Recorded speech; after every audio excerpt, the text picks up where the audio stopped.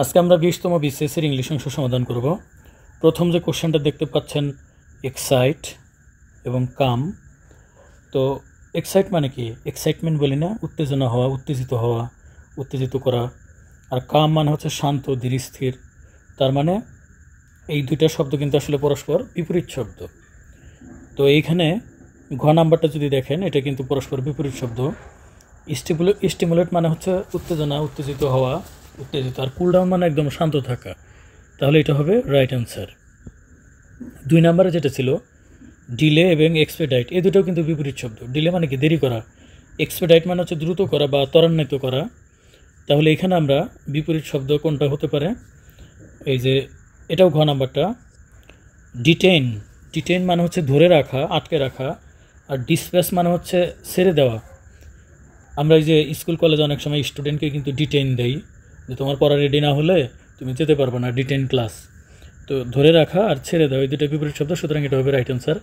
আপনারা বাকি শব্দগুলোর অর্থ নোট করে রাখবেন। আমি ভিডিও ডিউরেশন বড় হয়ে যায় বিদায় দ্রুত করার জন্য সবগুলো শব্দের ব্যাখ্যা করি না। এখানে দেখেন এনার্কি, এনার্কি মানে অরাজকতা, তাই না? আর গভর্নমেন্ট, গভর্নমেন্ট কী করে? সেই অরাজকতা দূর করার চেষ্টা করে। তাহলে গভর্নমেন্ট চেষ্টা করে যে দেশে যেন কি না থাকে, এনার্কি যেন না থাকে, বা গভর্নমেন্ট থাকলে দেশের এনার্কি কমে যায়, কমতে থাকে।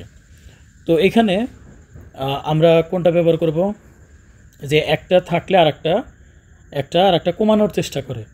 যেমন এই যে ক নাম্বারটা, ওয়েলথ। ওয়েলথ মানে সম্পদ, সম্পদ থাকলে দুঃখ কষ্ট লাঘব করার চেষ্টা করে। তাহলে এটাই হবে রাইট অ্যান্সার। 4 নাম্বার ছিল ভ্যাকসিন এবং প্রিভেন্ট। ভ্যাকসিন এবং প্রিভেন্ট, আপনি যদি ভ্যাকসিন নেন তাহলে কিন্তু আপনি প্রতিরোধ করতে পারতেছেন। রোগ আগেই টিকা নিয়ে থাকলে ওই রোগটা পরবর্তীতে আপনার হওয়ার সম্ভাবনা কমে যায়। তাহলে ভ্যাকসিন কি করে? রোগ থেকে প্রিভেন্ট করে। তাহলে এখানে আমরা অলমোস্ট সিমিলার অ্যান্টিডোট ব্যবহার করতে পারি। অ্যান্টিডোট কি করে? কাউন্টারঅ্যাক্ট, যে উল্টা কাজ করে। উল্টা কাজ করে মানে কি? যে আপনার রোগ হতে দিবে না, এই টাইপের। তো এটা হবে রাইট অ্যান্সার। 5 নাম্বারটা দেখেন। 5 নাম্বারটা ছিল ড্যাশ গ্লাস ইজ, তারপরে for wall practical A solid. আচ্ছা, এই যে ফর ওয়াল প্র্যাকটিক্যাল, এইটা আপনার আপাতত এটা যদি না থাকে বাক্যে, তাতে কিন্তু অর্থের কোনো সমস্যা হয় না। এই যে এরকম বিসিএসে বা চাকরি পরীক্ষা আপনাকে কিন্তু কী করবে? এক্সট্রা তথ্য দিবে ভয় পাওয়ার জন্য। ভয় পাবেন না। গ্লাস ইজ এ সলিড, মূলত গ্লাস ইজ এ সলিড, এটা হলো বাক্য। Okay, it's molecular structure is that of a liquid. এখানে আবার বলছে, কি বলছে? That of a liquid. এখানে বলছে লিকুইড, আর এখানে কি বলছে? সলিড। তাহলে গ্লাসের কথা একবার বললো লিকুইড, একবার বললো সলিড। তাহলে দেখেন দুটা বাক্যে কিন্তু ডিফারেন্ট বিপরীতার্থক অর্থ হচ্ছে। তো এরকম যখন বিপরীতার্থক হয় তখন কিন্তু আমরা দো বা ওয়ালদো এগুলো কিন্তু ব্যবহার করে থাকি। তাহলে এই যে ওয়ালদোটা ব্যবহার করে দেখি আমরা। ওয়ালদো গ্লাস ইজ এ সলিড, যে গ্লাসটা মূলত কি? একটা সলিড, মানে কঠিন পদার্থ, শক্ত কোনো জিনিস। It's molecular structure is liquid, কিন্তু এটার মলিকুলার স্ট্রাকচারটা যেটা, সেটা কিন্তু স্ট্রাকচার অনুসারে সেটা কি হয়? লিকুইড হয়। তাহলে যদিও গ্লাস হচ্ছে একটা সলিড ম্যাটেরিয়াল, কিন্তু এর স্ট্রাকচার, মলিকুলার স্ট্রাকচার কিন্তু লিকুইড, এরকম অর্থটা হচ্ছে। তো এখন যদি আমরা যেটুকু কেটে দেই, যে এক্সট্রা যে তথ্যটা দিছে এখানে, ফর ওয়াল প্র্যাকটিক্যাল, তো এক্সট্রা একটা অংশ দেওয়া, গ্লাস ফর ওয়াল প্র্যাকটিক্যাল, এটাকে আমরা অনেকটা ইউ বলতে পারি, অ্যাপোজিটিভ বলতে পারি। যে সাবজেক্ট সম্পর্কে এক্সট্রা তথ্য দেওয়া, তাকে বলে অ্যাপোজিটিভ। 6 নম্বর কোশ্চেন ছিল an intensive search was conducted by the detective to locate those criminals. তার মানে কি? একটা ইন্টেন্সিভ সার্চ কমিটি গঠন করা হয়েছে বাই দ্য ডিটেকটিভদের টু লোকেট দোজ ক্রিমিনালস, যে কিছু ক্রিমিনাল খুঁজে বের করবে। এর জন্য একটা কি হয়েছে?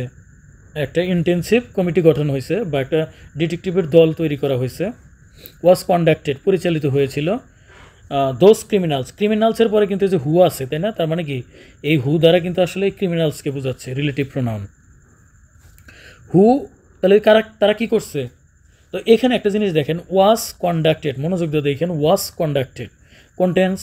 এটা কিন্তু অবশ্যই পাস্ট টেন্স V2 এবং প্যাসিভ ফরম্যাটে আছে, ওয়াজ কন্ডাক্টেড।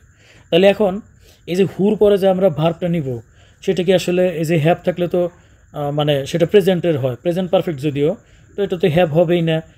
তারপরে আমরা যদি আর দেখি এটাও তো হবে না, হ্যাভ থাকলে হবে না। তাহলে বাকি থাকে হ্যাড স্কেপড। এই যে হ্যাড স্কেপড এটাই হবে রাইট অ্যান্সার। আর তাছাড়াও আমরা জানি যে অতীতে যে কাজটা আগে ঘটে সেই কাজের ক্ষেত্রে কিন্তু আমরা হ্যাড এই যে পাস্ট পারফেক্ট টেন্স ব্যবহার করি। তাহলে আমরা দেখি যে ক্রিমিনাল যারা পলাইছে ওরা কিন্তু পলাইছে আগে, তাই না? তার মানে যে হ্যাড স্কেপড এই কাজটা আগে হয়েছে, যে কাজটা আগে হয় সেটা কিন্তু এটা কিন্তু পাস্ট পারফেক্ট টেন্স হয়, আর যে কাজটা পরে হয় দুইটা কাজের সেটা কিন্তু পাস্ট ইনডিফিনিট হয়। সো যে কোনোভাবে এটা কিন্তু খ নাম্বারটা হবে রাইট অ্যান্সার। এরপরে আমরা দেখি 7 নাম্বারটা, the intellectual can no longer be said to live dash margins of the society. আচ্ছা, ইন্টেলেকচুয়াল মানে বুদ্ধিজীবী, তাই না? বুদ্ধিজীবীরা কিন্তু সমাজের বাইরে কেউ না, সমাজের ঊর্ধ্বে তারা নয়। তো আমরা এই ক্ষেত্রে আমরা বিয়ন্ড ব্যবহার করতে পারি, beyond the margin of the society. তারা সমাজের ঊর্ধ্বে না বা সমাজ বিচ্ছিন্ন তারা কেউ না। According to the condition of my scholarship, যে অ্যাকর্ডিং টু দ্য কন্ডিশন অনুসারে অফ মাই স্কলারশিপ, আমার যে স্কলারশিপ দিছে তার কন্ডিশন অনুসারে, আফটার ফিনিশিং মাই ডিগ্রি, যে আমি আমার ডিগ্রি শেষ করার পর কী করব? ডিগ্রি শেষ করার পর তার মানে কি এই পুরা অংশে কিন্তু কোনো সাবজেক্ট খুঁজে পাওয়া গেল না। তো সাবজেক্ট এখন আসবে যে আমার ডিগ্রি শেষ করার পর নর্মালি কী করব, যে আমি চাকরি করব অথবা আমি গ্রামে গিয়ে ডাক্তারি করব। তার মানে একটা সাবজেক্ট থাকবে এবং তারপরে ভার্ব থাকবে, এরকম কিছু একটা আসবে। এখন তাহলে এই যে my education will be employed by the university, এটা তো প্রশ্নই ওঠে না। মাই এডুকেশন উইল বি মানে আমি কি করব সেটা হলো এখানে মেন, যে আপনার ডিগ্রিটা শেষ করার পর আমি কী করব বা আমাকে কি করা হবে। তো এটা আসলে রাইট অ্যান্সার হিসেবে আমরা যেটা ব্যবহার করতে পারি, I will be employed of the university. I will be এটা প্যাসিভ টেন্স, যে আমাকে দেওয়া হবে, কি করা হবে, I will be employed of the university, যে আমাকে চাকরি দেওয়া হবে ইউনিভার্সিটিতে। তো এটা হতে পারে, অথবা এই যে গ নাম্বারটাও কিন্তু আসলে একটা সেন্সে right answer, the university will employ me. University আমাকে কি করবে, আমাকে চাকরি দেবে। তো ইউনিভার্সিটি আমাকে চাকরি দেবে, এরকমটাও হতে পারে। তো আপনারা যে ঘ এবং ঘ দুইটাই দিতে পারেন। তো যেটা বেস্ট অ্যান্সার হিসেবে আপনি মনে করেন কমেন্টটা আমাকে একটু জানিয়ে দিতে পারেন। If A substance is cohesive মানে কি, পরস্পর দৃঢ়ভাবে লাগানো থাকে, সেটা হলো কোহেসিভ। টেন্স টু কি, টেন্স টু স্টিক টুগেদার, মানে যেটা স্টিক টুগেদার মানেও দৃঢ়ভাবে কঠিনভাবে লেগে থাকা, আঠালোভাবে লেগে থাকা। He stopped his car dash when the light turned red, মানে হোয়েন দ্য লাইট টার্ন মানে পরিবর্তন হয়েছিল কি, রেডে পরিবর্তন হয়েছিল। তার মানে কি রেডে আগে নিশ্চয়ই অন্য কোনো কালার ছিল, সবুজ ছিল হয়তো বা, তো টার্ন মানে পরিবর্তন হয়, টার্ন ইন্টু রেড, তো রেডে পরিণত হইল। তো যখনই রেডে পরিণত হইলো তখনই সে কী করছিল, তার গাড়ি থামাইছিল। এখন গাড়িটা থামাইছিল কীভাবে, তো যখনই টার্ন রেড তখনই হঠাৎ করে থামাইছিল। তো এটা আসলে রাইট অ্যান্সার হিসেবে অ্যাব্রাপ্টলি মানে হঠাৎ করে, এটা আপনারা দিতে পারেন। 11 নাম্বারটা যদি দেখি, the influence of the technological revolution, influence মানে হচ্ছে প্রভাব, অফ টেকনোলজিক্যাল রিভলিউশন এই যে টেকনোলজির যে বিপ্লব ঘটতেছে, ইন ড্যাশ অ্যান্ড ড্যাশ, এই যে অ্যান্ড দ্বারা যদি কোনো শব্দ থাকে তাহলে কিন্তু সিমিলার ওয়ার্ডগুলো কিন্তু আসে, সেম টাইপের জিনিসগুলো আসে। তো এখানে সেম টাইপের জিনিস কোনগুলো, যেমন প্রলিফারেটিং মানে উৎপাদনমুখী, আর ডিমিনিশিং মানে হলো ক্রম নিম্নমুখী, আন্ডারমাইনিং নিউট্রালাইজিং এটা আসলে সেম জিনিস হইল না। অ্যাক্সিলারেটিং এবং ইন্টেন্সিফাইং এটা হতে পারে। অ্যাক্সিলারেটিং এবং ইন্টেন্সিফাইং মানে হলো, অ্যাক্সিলারেটিং মানে বাড়া, ইন্টেন্সিফাইং মানে হচ্ছে বাড়া। তাছাড়া অ্যাগ্রিভেট মানে বাড়া, কিন্তু ডেমোলিশিং মানে ধ্বংস করা। কাজে আমি বলছি যে অ্যান্ড দ্বারা যুক্ত বাক্যগুলো কিন্তু সিমিলার মিনিং দাঁড় করাবে। তো আমরা এখন দেখি যে এই যে প্রযুক্তির ইনফ্লুয়েন্সটা মানে প্রভাবটা, প্রযুক্তির যে রেভলিউশন তার প্রভাবটা আমরা যদি অ্যাক্সিলারেটিং ব্যবহার করি, এটা যদি ব্যবহার করি, accelerating and intensifying the concentration of wealth and power. এখানে কনসেন্ট্রেশন মানে কিন্তু আসলে মনোযোগ বোঝায় নাই, বলছে যে wealth and power in hands of the few, যে অতি সামান্য কিছু মানুষের হাতে চলে যাবে, শুড ওয়ারিয়াস অল, আমাদেরকে উদ্বিগ্ন করে তুলছে। তার মানে এখানে বলা হয়েছে যে প্রযুক্তির যে বিপ্লব ঘটতেছে তার যে প্রভাবটা, তার প্রভাবে সম্পদ এবং পাওয়ার মানে মুষ্টিমেয় কিছু মানুষের হাতে চলে যাবে। তো উই শুড ওয়ারি মানে কি বলে, শুড ওয়ারি আস অল, যেটা আমাদেরকে উদ্বিগ্ন করে তুলছে। তো রেভুলেশন ইন অ্যাক্সিলারেটিং মানে বাড়া, ইন্টেন্সিফাইং মানে বাড়া, যেভাবে প্রযুক্তি রেভলিউশনটা অ্যাক্সিলারেট হচ্ছে, ইন্টেন্সিফাই হচ্ছে, তাতে করে মানে পৃথিবীর সম্পদ এবং শক্তি সবগুটি কিছু মানুষের হাতে চলে যাবে, যেটা আমাদেরকে উদ্বিগ্ন করে তুলছে। এরকমটা আসলে এই যে অ্যাক্সিলারেটিং অ্যান্ড ইন্টেন্সিফাইং, এটা রাইট অ্যান্সার দেবেন আপনারা। Few people would care to take the negative side of the proposition. আচ্ছা, ফিউ পিপুল মানে কিছু সংখ্যক লোক, উড কেয়ার মানে গুরুত্ব দেয়, গুরুত্ব বোঝে, to take the negative side, then এটার নেগেটিভ সাইডটা তারা গুরুত্ব দেয়, অফ দ্য প্রপোজিশন এই বিষয়ের নেগেটিভ সাইডটাকে গুরুত্ব দেয়, that the woman of the world are, এই যে আর এরপরে কিন্তু দেখেন দুইটাই কিন্তু অ্যান্ড আছে, অ্যান্ড মানে সিমিলার টাইপের কিছু হবে। তো সিমিলার টাইপের হলে এই যে এটা তো সিমিলার টাইপ হলো না, তারপরে হচ্ছে রিবুক, এটাও না, এটাও হলো না, তাহলে একমাত্র বাকি থেকে অপ্রেসড অ্যান্ড স্কর্ন। এটা যদি আমরা ভাবানুবাদ করি যে পৃথিবীর মানে ফিউ পিপুল শুধুমাত্র কিছু সংখ্যক লোকই, মানে খুবই কদাচিৎ, ফিউ মানে নেগেটিভ কিছু বোঝায়, খুবই কম সংখ্যক লোক যে নারীদের, পৃথিবীতে নারীদের অপ্রেসড এবং স্কর্ন, তারা যে নির্যাতিত, তারা যে কি বলে অধিকার বঞ্চিত, এটার যে একটা নেগেটিভ প্রপোজিশন আছে, এটার যে একটা ক্ষতিকর প্রভাব আছে, এ সম্পর্কে খুব কম সংখ্যক লোকই কি বলে মানে কেয়ার করে, এই বিষয়টার নেগেটিভ ইফেক্ট সম্পর্কে খুব কম সংখ্যক মানুষই ভাবে বা মূল্যায়ন করে, এই টাইপের হবে। সো রাইট অ্যান্সার হবে অপ্রেসড এবং স্কর্ন। 13 নম্বর ছিল anger even when it is dash has virtue ইট ওভারকামস। এই যে দেখেন ইভেন মানে যদি থাকে তখন কিন্তু আসলে দুইটা ক্লোজের মিনিংটা কিন্তু ডিফারেন্ট হয়ে যাবে, তাই না? তাহলে এখন আমরা কোনটা বসাইতে পারি এখানে?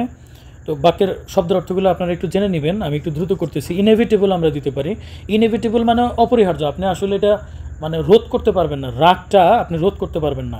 Anger even when it is inevitable, যেটা আসলে মানে আসবেই, রাগ মানুষের আসবেই।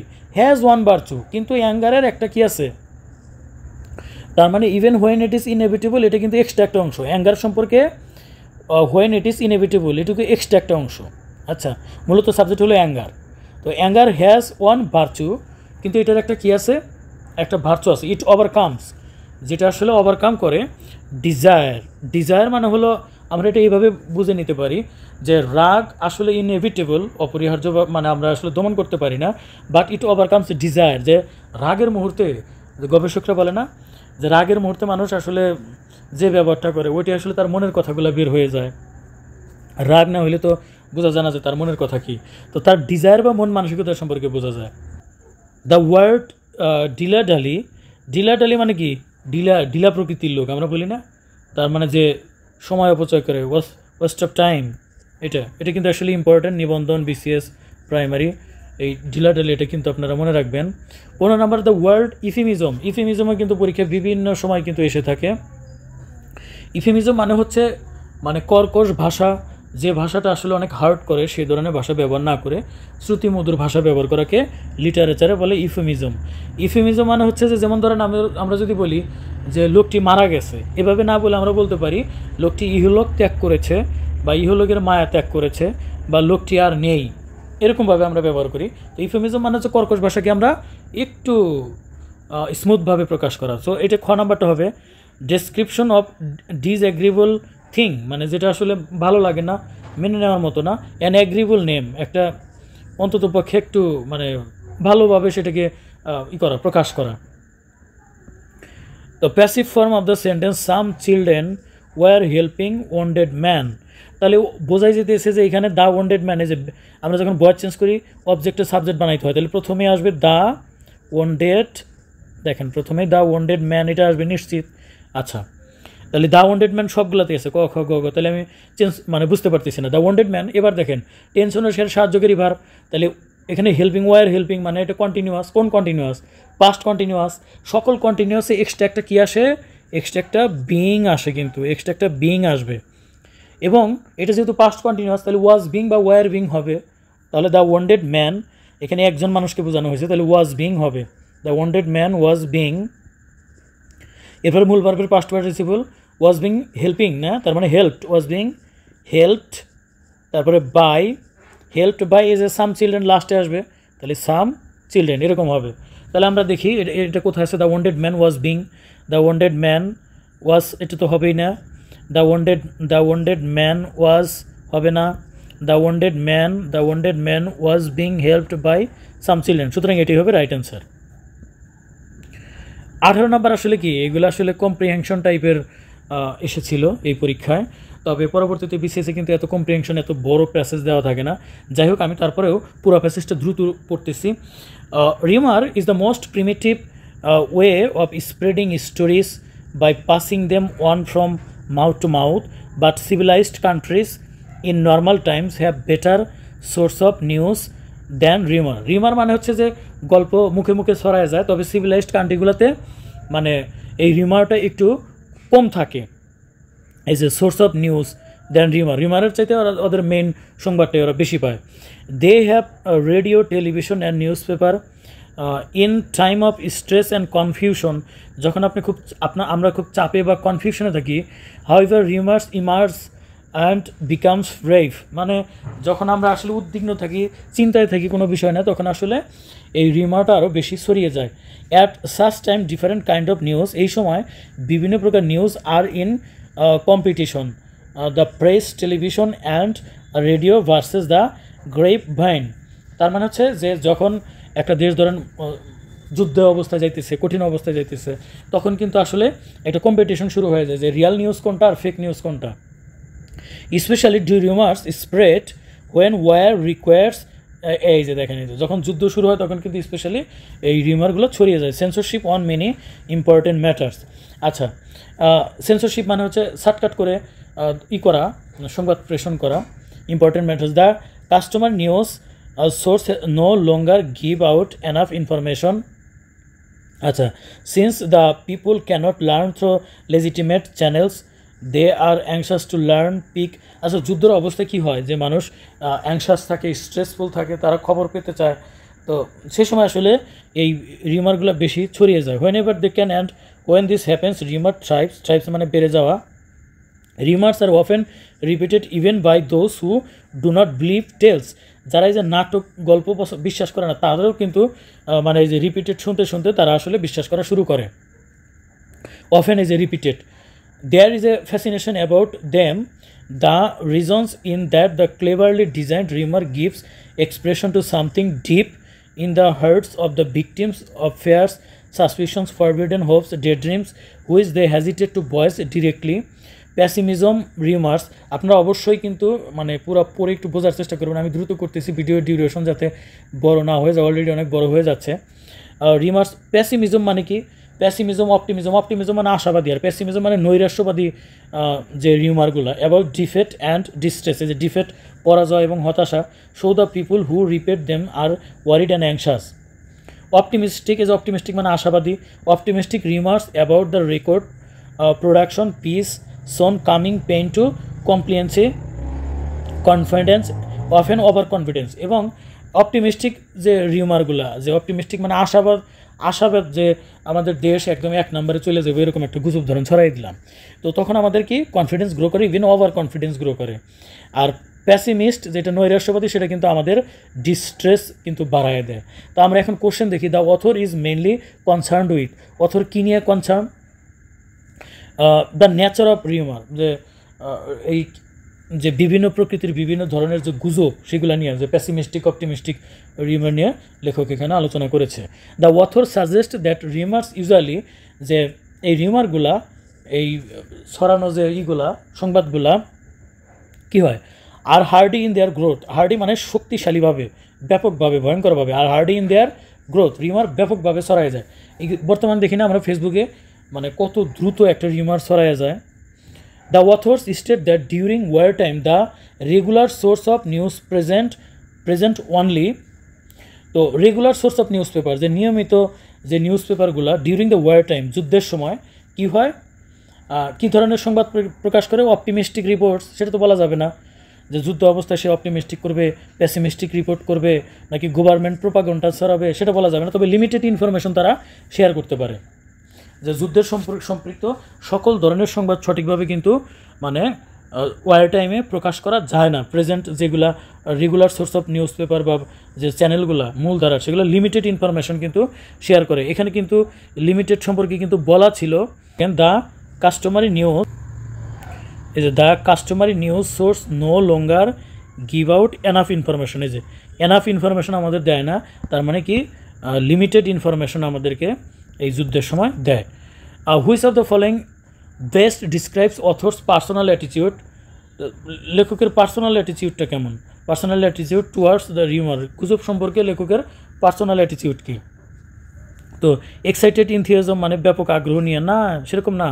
মরবিড কিউরিসিটি, যে তার কিউরিসিটি থেকে না। ফিলোসফিক্যাল ইন্টারেস্ট না, সেখান থেকেও না, বরং সে বিরক্ত, যে অ্যাকিউট ইন্ডিগনেশন, যে এই সম্পর্কে রিউমার সম্পর্কে তার আসলে প্রবল একটা আছে, ক্ষোভ আছে আর কি, ইন্ডিকশন।